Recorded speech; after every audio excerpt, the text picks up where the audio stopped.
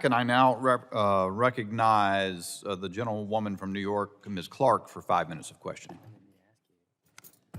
Thank you, Mr. Chairman, and I thank our ranking member. I thank our panelists of witnesses here today. My first question is for Dr. Dawson. Dr. Dawson, the U.S.-Canada border separates two friendly and collaborative nations, very similar to what my colleague, Mr. Correa, shared with you. And we have a long history of social, cultural, and economic ties. As a matter of fact, I have two aunts living in Toronto. This relationship was on full display last week with President Biden, when President Biden met with Canadian Prime Minister Justin Trudeau to announce a historic new agreement on managing migration between our two nations. The agreement ensures that our countries can return migrants who come between ports of entry, and includes a promise from Canadians to accept 15,000 migrants from the Western Hemisphere this year. Dr. Dawson, how will this new agreement address irregular migration and better secure the northern border?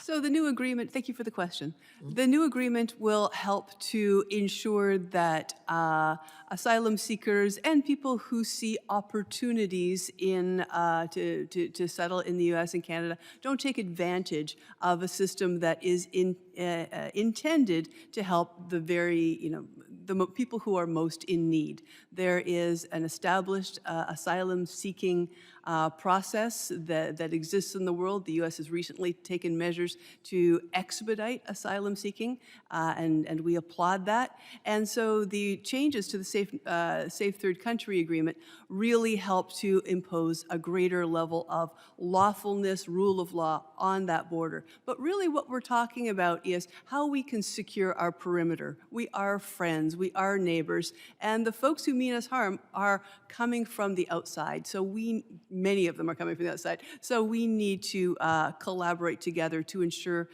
strong perimeter security, not bigger border walls or bigger barriers between us. I thank you. We've heard a lot today about an increase in migrant activity along the northern border. And I'd like to point out something obvious that I don't think my Republican colleagues seem intent to sort of gloss over. From March 2020 to October 2022, the Canadian border was effectively closed due to the COVID-19 pandemic.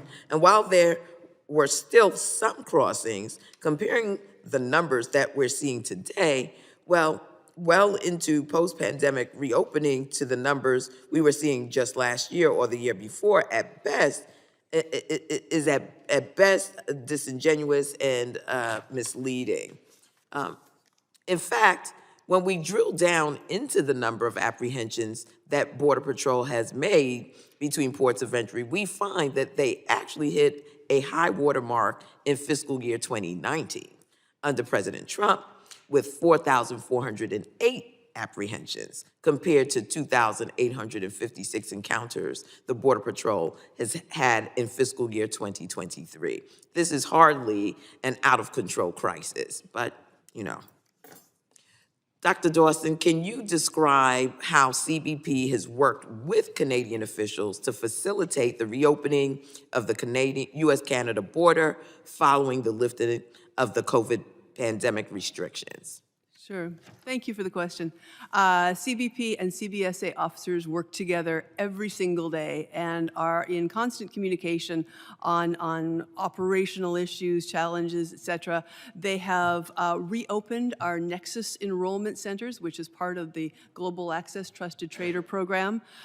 They're working together on things like the Shiprider program, on bilateral issues related to child sexual exploitation and screening out the traffickers who move between our two countries.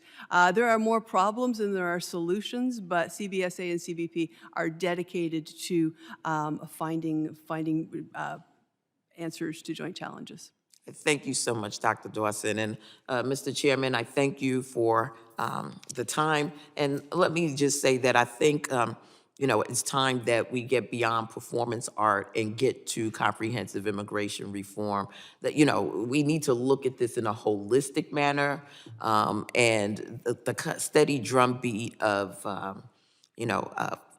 what I would consider to be issues that don't get us to that point does not solve the problem. So with that, Mr. Chairman, I yield back, and I thank you once again. I thank the gentlewoman for appearing. I will say that I wish she had been with us in McAllen to hear the chief of the Border Patrol say that we don't have operational control of the southern border, that the border is not secure, and that it's caused by the Biden administration's policies. We all have an opportunity to learn from things. But